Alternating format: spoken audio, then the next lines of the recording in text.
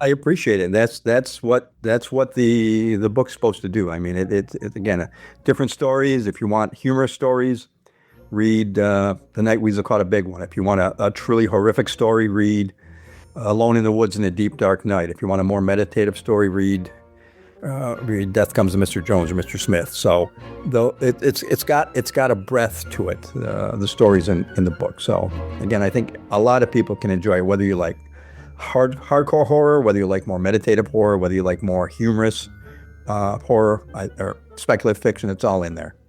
Everybody, welcome back to Living the Next Chapter, where we have great authors on from around the world, some of the nicest people you're ever going to meet, and some new books to fall in love with. You got some room on your bookshelf. I know you do. So we're going to add a few more to your bookshelf today with Edward here on the show. We're going to talk about his newest book and his journey as an author. Lots of great stuff. I'm really excited to have Edward here. Edward, welcome to Living the Next Chapter. Thanks, Dave. Great to be on. Excellent. Tell everybody where you are in this great, big, beautiful world of ours. I am in central Michigan. The weather here is a perfect spring day. I'm looking outside, sunny and 70s, which we don't get very often in April. So after this podcast is over, I will probably go outside and do some yard work before the nasty weather rolls in tomorrow. I love how good weather equals more work. That's great. I love that kind of payoff. That's great. It's nice to get outside, though. It is. Yeah, here in Canada, too, like we're trapped in here all winter. And I finally got the windows cracked open, and it's nice. Yes. You got fresh air, and you're not using the furnace. You're not using the air conditioner yet. You're in that limbo stage. It's really got a nice, beautiful. right? It's beautiful. It is. For everyone else who doesn't understand that, yeah. It's a nice little break from the bills for like a month or so. Yeah. Yep. Good. Edward, tell us a little bit about your journey as an author. Where did all this begin? I know you have an education background and you've done a lot of amazing things in your past. Why writing a book? Where did that come from? Yeah, that's a great question, Dave. So I'll give you not the long story, but the medium length story. I mean, I've always been a writer. I started writing when I was 5 years old. I put out my first book of poetry at 5. Wrote my bestseller, right? Bestseller. Bestseller At 5. Okay. Yeah. At 5. Wrote my first short story when I was 10. And kept writing until I, hit puberty and testosterone kicked in and other things started looking more interesting, which affects most of the male population still. But then once I got into college, started writing again and really started writing more in my early 20s. Short stories, speculative fiction, horror, science fiction, fantasy, and started sending them out and started collecting big boxes of rejections. And so kept doing this for a few years into my 20s, really felt I wanted to be a writer or call myself a writer. So, I mean, you can't call yourself a writer unless you're right, in my opinion. So I kept writing, and kept getting rejection letters. Finally, again, make another long story short, I decided I probably should do something with my life. And I figured I'd try my hand at going to medical school. And I did get into medical school. And after my first year, I thought, I'm not ready to give up writing yet. I want to give one more try till medicine really engulfs me and takes over everything in life. And so at the time, I was going to medical school at Michigan State University in East Lansing, Michigan. And at that time, East Michigan State University had the Clarion Science Fiction and Fantasy Writers Workshop, which was and still is a 6-week workshop, very immersive, very in-depth, and was the workshop at the time if you wanted to write speculative fiction. And so I applied to it and got in. And many of my colleagues, a lot of mentors, counselors said, no, don't do that. You really should spend your first summer off of medical school doing volunteer work, being in a hospital, being in a clinic. It's going to look horrible if you go do this crazy literary speculative fiction stuff. And I said, yeah, thanks for the advice. I'm going anyway. And so I went. So for 6 weeks, I was at Clarion. I learned how to write. I learned how to write precisely. I learned how to write concisely. I learned how to edit ruthlessly. And 2 years after that, I had my first professional sale. And so been selling short stories ever since. Of course, in medicine, when you're working 60, 70, 80 hours a week, kind of takes a little bit of time. So I didn't write a lot, but wrote over the years. Fast forward to 2022, and I probably had sold about 25, 30 short stories, which is not a lot, but it's something. And I thought, some of these stories could really fit well, excuse me, into an anthology or into a short story collection. So I looked through them, and I had about a half dozen other short stories that were in various stages of finish. I thought those would probably fit too. So I put them all together into this collection called Where the Grass Don't Grow and Vultures Sing. Started sending it out, and amazingly enough, Bain and Books Press over in England liked it and said, "Hey, can we publish these short stories?" I said, "Absolutely." So last month it got published by Bain and Books Press. So wow. So how did that publisher find you? I found them. Oh, you found them. Okay, good. Right. So as an author, you're the one 99% of the time looking for publishers, and so went online, looked up small and medium press publishers for speculative fiction, found these folks, and so far it's been a wonderful journey with them. It really has. I'm very, very impressed. Nice, excellent. We have authors listening to the show.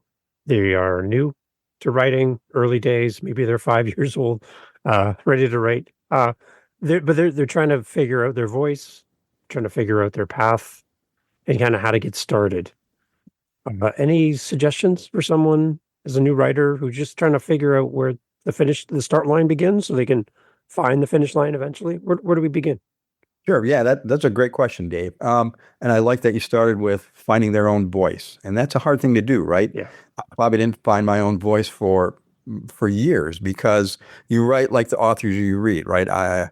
Bruce Sterling, Lucius Shepard, Stephen King for horror. I mean, we all of us that are doing speculative fiction, horror fiction, science fiction, read those folks, and probably should still be reading those folks. But so it took me a few years to find my own voice. So now, hopefully, when somebody reads a story by Ed Rosick, they say, "Oh yeah, that's a Rosick story. It has that good salt. It has that feel." However, whatever my feelings of my stories are. So find your own voice. Number two, to new authors, read everything, read every day. You might think, well, that's kind of funny. I should be writing. Well, you need to be writing, but you also need to read, and you need to read everything. If you're going to be a horror fiction writer, read Westerns. And again, you want to get that breadth. You want to expand your knowledge of how other writers are working. So I read everything. I mean, I love crime fiction. I think it's a great genre. The many writers in that genre write very concisely. I mean, they can write a 60, 70,000 word novel that I'll devour in a couple days because it's written so well. Yeah. So read a lot. Number three, you got to write.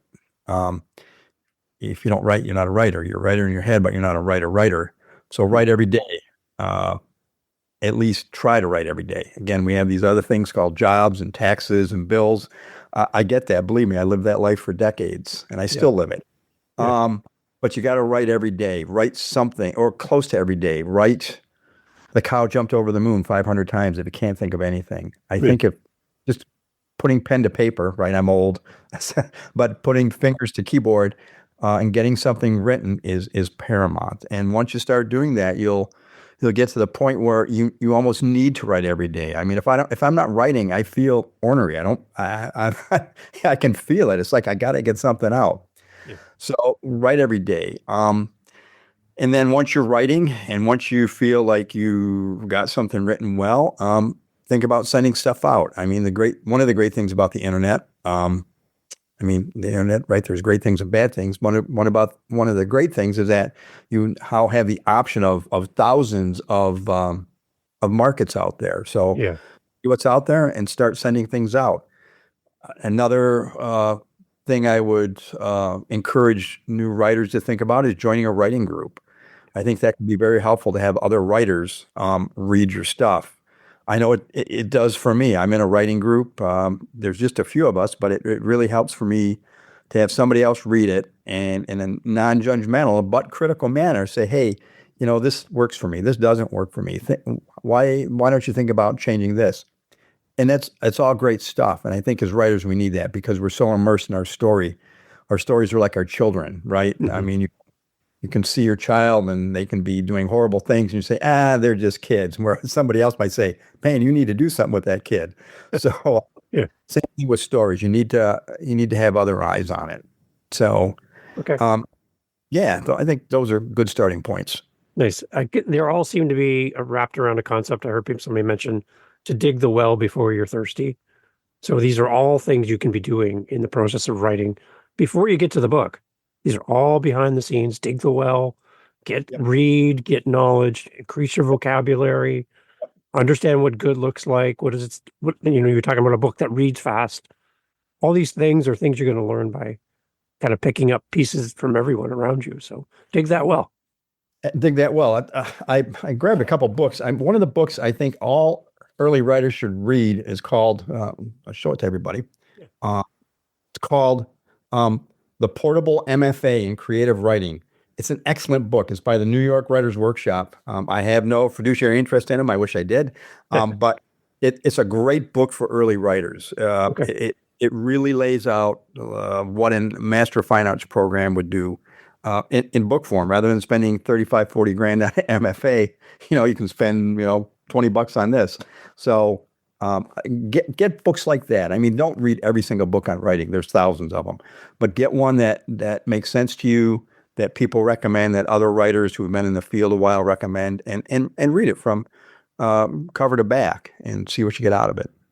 We'll put a link in the show notes for that for people listening. They can go and grab a Yeah. copy of that as well. It's highly recommended. I love when authors bring tools and resources as well for the Yep. audience. That's very kind of you to bring that Oh, up. I appreciate that.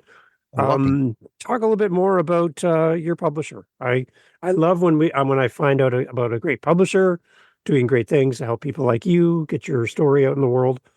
What When you think about publishing, what was daunting for you, like reaching out and approaching a publisher, and what were kind of your expectations, and how did this particular publisher meet your expectations? Great question. So this isn't my first published book. It's probably Yeah, my let's see, fourth, fourth or fifth. yeah, But first short story collection. So I've been in the rodeo for a little while in terms of publishing. I mean, I'm looking for some. I would encourage new writers or any writers when you're looking for a publisher, look for somebody who's going to be responsive to you. If you write them or email them or call them and they never get back, it doesn't work. Look for someone who's going to have short, couple page, 2-3 page contracts. If you get a 20-page contract from a publisher, that doesn't bode well. I've gotten those. I've had publishers where they offer me a contract, they send me 20 pages. I say, nah, no thanks. I'm not a lawyer. I don't know what half this stuff means, and I'm not going to hire a lawyer at $500 an hour to read it. yeah. Their contract was short, concise, and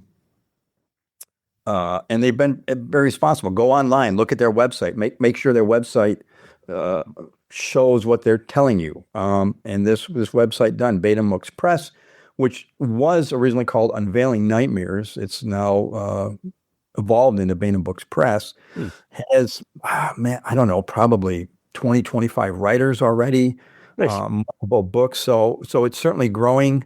Krista Bainham, who's the owner publisher of Beta Books Press, is so far for me been incredible. I mean, when I write her, she writes back. When we've done Zoom calls, again, she's in England, so it's been like 1 a.m. for her when we've done it. So very responsive. So yeah, and she'll every month she'll put up all the sales for all the books on Beta Books Press to let you know exactly how your book's been selling.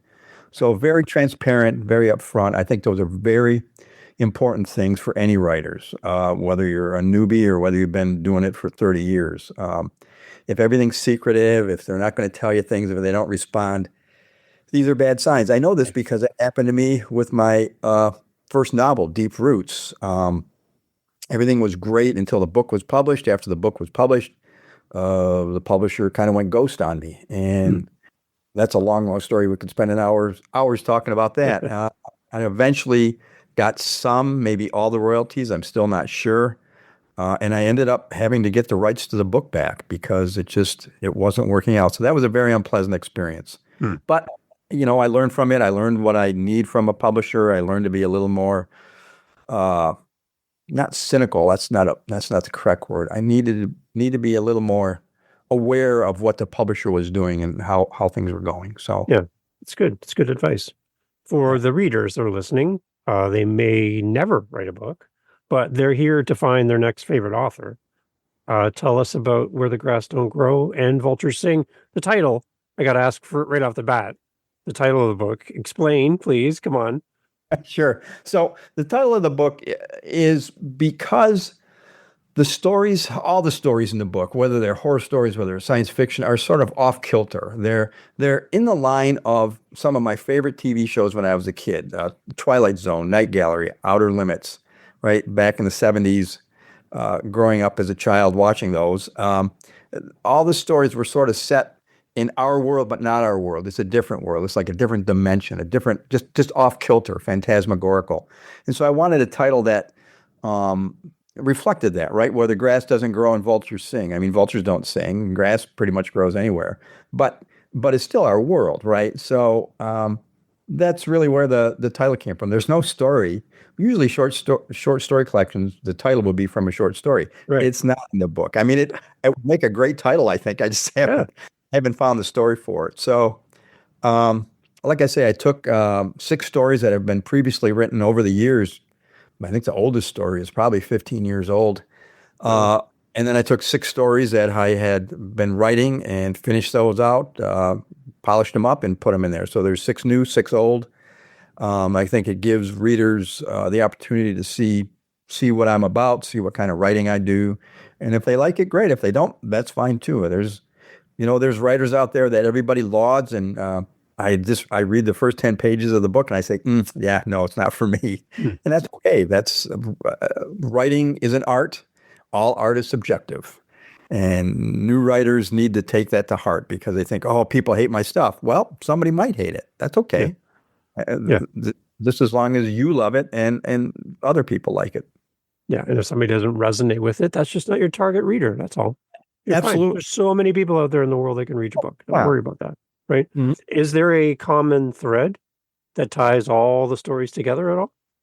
I don't know if there's a common thread. The common thread is that they're all sort of off kilter. The common Okay. thread is that they're set in this world, but not set in this world. That it's our world, but not our world. So that's really the common thread. There are three stories in the book.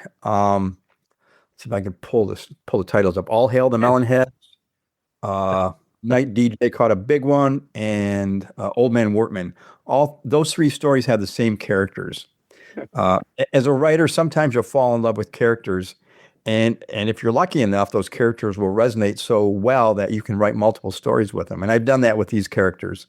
I love writing about them. They're a blast. I have a novel that's semi-outlined with them. I have another one or two other short stories.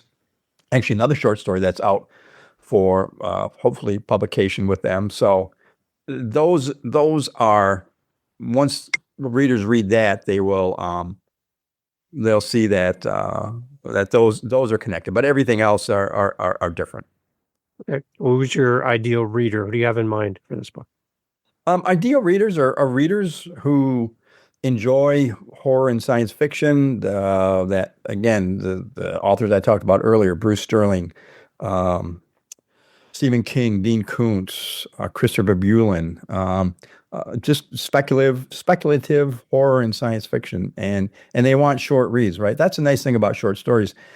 I love reading novels. I love reading short stories. I love reading short stories because they're short, right? If I'm going to bed and I'm tired, but I want to read a story, I pick up a book of short stories, 10, 15 minutes, I can read a story, and then I can go to sleep. I don't have to get involved, think, oh man, now am I going to remember what happened tomorrow? Yeah. Whereas with a novel, right, you're more into it. So, Okay. so yeah, What about the age range? Any? age range is probably 16 and up. Okay. Wouldn't Right. want anybody younger than 16 reading this stuff. Okay. I mean, if you had a do a rating system in terms of Hollywood, they range from uh, uh, Death Calls on Mr. Jones, I think is that I would put that at PG, Yeah. all the way up to Alone in the Woods in the Deep Dark Night, which definitely would be a hard R. So Okay. Okay. Well, it kind of gives people listening an idea, right? Who, if the book's not only for them, but who else they could also Right. send a copy to. So it's kind of nice to hear. Right. My wife is not a horror reader. She Oh, does not like horror, but there's stories in there she's read and she's really enjoyed. And I've told her, okay, you can read this story, but really don't read this story because you okay. really like it. So, people can pick and choose what they like. Does your wife look at you and those stories that she doesn't like and go like, She doesn't read those. are you okay? Like, are you okay as a person to write this She story? must think that. She's been married to me for Okay, years now. So. good. Wow. Uh, so for the stories, when you write, kind of like where does the inspiration come from? You said some of these stories are older, some are new, but what's the seed for you? Do you get like an idea comes to you? Like how does a story start? Just kind of Yeah, big picture. story starts usually with an idea. I mean, again, I'm a voracious reader as well as a writer, so I'm reading everything. I try not to read the news too much anymore because it's just what I call doom porn, right? Yeah. Oh yeah. Every everything's a doom and gloom, and that's which is not true. Uh, but I mean, some one of the stories, uh, Covenant of the Ark, has to do with treatment of the elderly, so that comes into it. Hmm. Um, uh, let's see, Lachey, sort of the insanity of war. So stuff like that. Um, the three characters or the characters that I talked about in the three stories, that one came to me in a dream. That happens very rarely. I hear other writers say, "Oh yeah, I have a dream and I write it down. I write a story." For me, that I can count on one hand. That's probably happened in 30 years, but it happened with the Old Man Workman. I had this dream. I woke up and I thought, "Oh my gosh, that's such a great idea." I actually dreamed the first line, the first paragraph of the story. I, I I don't think I've ever done that. I wrote it down and I finished the story that day, and I'm not a fast writer. So that one came up super fast. That's an anomaly. And then I love the characters so much. I thought, oh, geez, these guys they can go anywhere. And so that's really what they've done. So yeah, it rained. What's been the response from the book so far?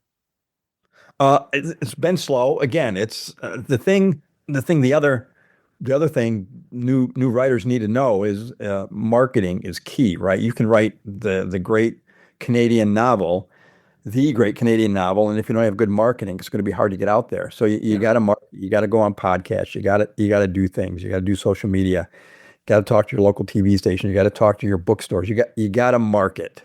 And so right now it's slow. I'm gonna actually, after you and I get done talking and I do some yard work for a couple hours, I'll probably come in and work on some more marketing ideas. Okay. How important is it for you to get a review from a reader? Very important. So very, very important. I implore all readers, please give reviews to the books you read on Amazon because again, Amazon is the 800-pound gorilla in the room. That's who's running things to Yeah. a degree. So absolutely, if you like it, give a good review. If you don't like it, please don't give a bad review. Yeah. That can really hurt things. So So um, looking at your review on Amazon right now, I'm I seeing a 5-star review from Dory. And I'm going to read to you what she wrote so people listening can understand this too. This is the idea of a good review. 5-star review, great collection here from Dory. What an awesome short story collection. These 12 speculative fiction stories range from a meditation on death to monsters prowling in the mountains of Siberia to 4 high school friends catching a mermaid on the shores of Lake Michigan. That's interesting. Where the grass don't grow and vultures sing will keep all lovers of speculative fiction engrossed from beginning to end. So, Ed, to Dory, who left this great review for you on Amazon, she may listen to this, and then now you're responding to her review. What would you like to say to Dory? appreciate it. That's what the book's supposed to do. I mean, it again, different stories. If you want humorous stories, read The Night Weasel Caught a Big One. If you want a truly horrific story, read Alone in the Woods in a Deep Dark Night. If you want a more meditative story, read Death Comes to Mr. Jones or Mr. Smith. So though it's got a breadth to it, the stories in the book. So again, I think a lot of people can enjoy it, whether you like hardcore horror, whether you like more meditative horror, whether you like more humorous horror or speculative fiction. It's all in there. So there are mermaids in Lake Michigan? Come on, Ed. There are in this book. Yeah, we Wow. think the boys think it might have came down from Lake Superior because there are Ojibwe legends about mermaids in Lake Superior. Interesting. So it just Okay. happened. It's happened to swim down into Lake Michigan. So if you live around Lake Michigan, you might want to go out for a walk. Go scan the lake, see if you see anything. You never know, Absolutely. right? Have that iPhone out. And bring the copy of the book with you and read it at Lake Michigan. They should be doing that. Sure. Absolutely. So how and where do you go from here as a writer? Like you talk about keep writing, keep working on projects. Do you have like a plan for future writings into the future, or like where do you see yourself going with this? Yeah. So I have so many ideas, Dave. I'd have to live to be about 180 to finish everything. And while I would love to live to be 180, I don't think that's probably going to happen. So, seriously, I have a lot of books. I'm writing a book now on medical internship training during the first 6 months of the COVID pandemic. Hmm. It's a book I wrote, 30 years ago when I was doing my medical internship. Um, it's as a catharsis on how the brutality and the just the horror of doing an internship, working 60, 70, 80, 90 hours a week and having people's lives in your hands. And then I'm throwing that now into dealing with COVID at the same time. So Wow. um, I'm about 30,000 words into that. Hopefully I'll have that finished by the end of the summer. I'm about 30,000 words into a horror story called Wahila. Wahila is another Native American legend. It's sort of a wolf-like, bear-like monster. So that's set in the Upper Peninsula of Michigan. I have short stories out there. The novel that I told you, I referenced to earlier in this podcast, Deep Roots, which was my novel. Since I have the rights back to it, I'm still toying with the idea of doing a rewrite of that and republishing it. So I don't know. Maybe that'll be next year. We'll see. So You, yeah. yeah, you keep mentioning Michigan.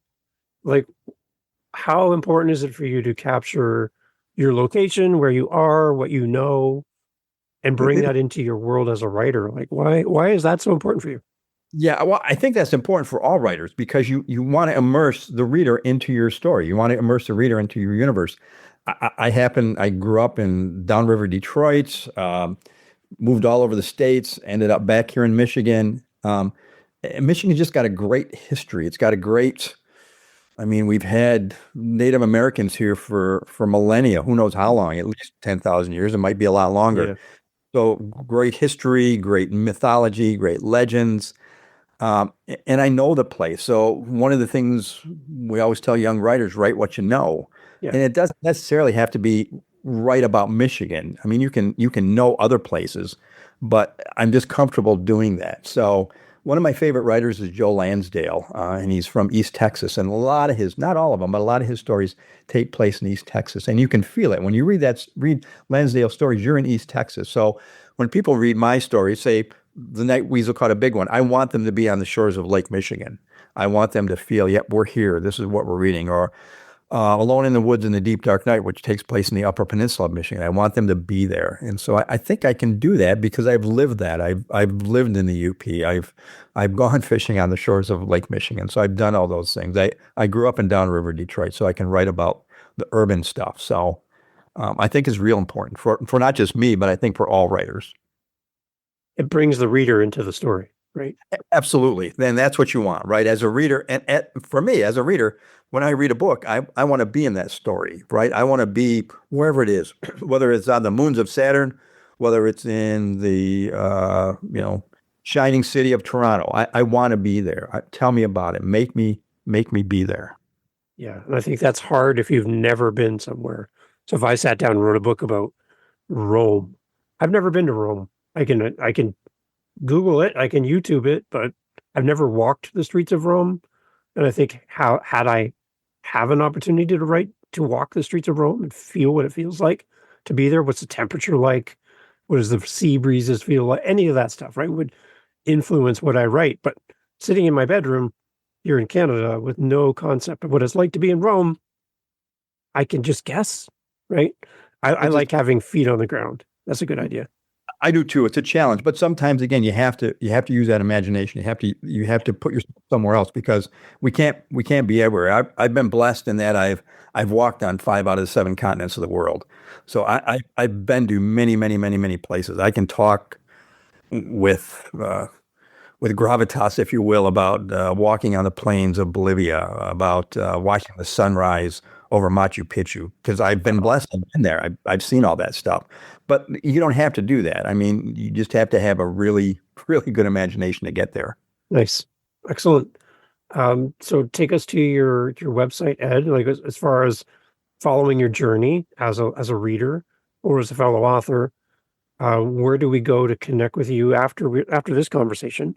And then after that, I have a kind of a wrap-up question for us. Sure. My website is www.edrosick. That's one word, EDROSICK.net.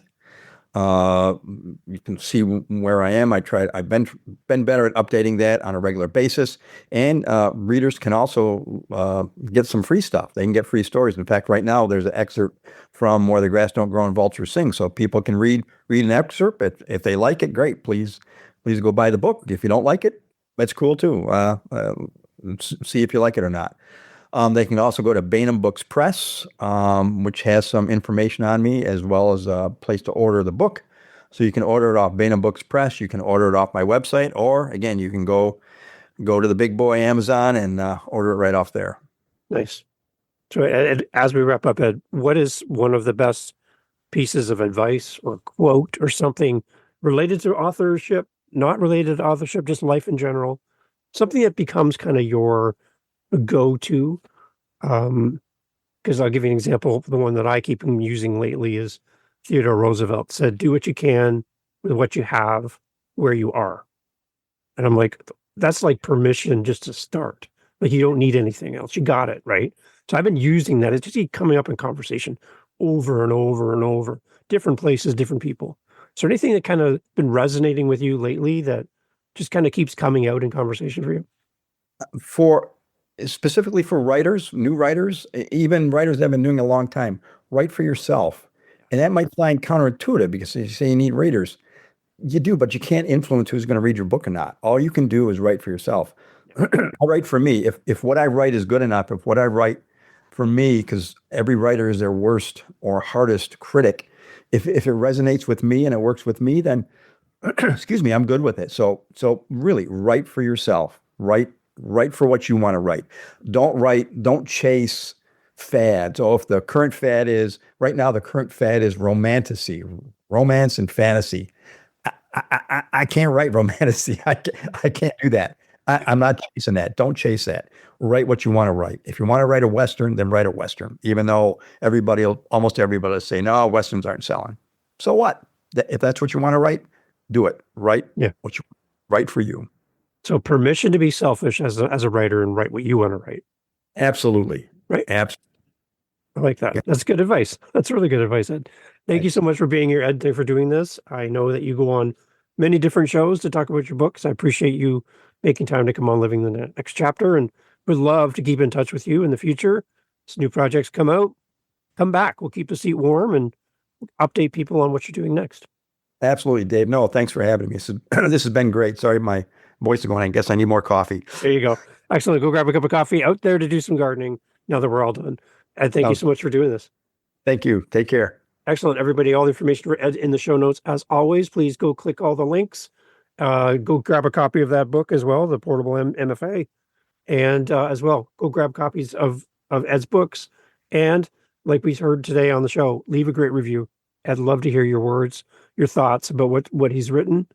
The authors give us their words in a book. We give our words back as a review.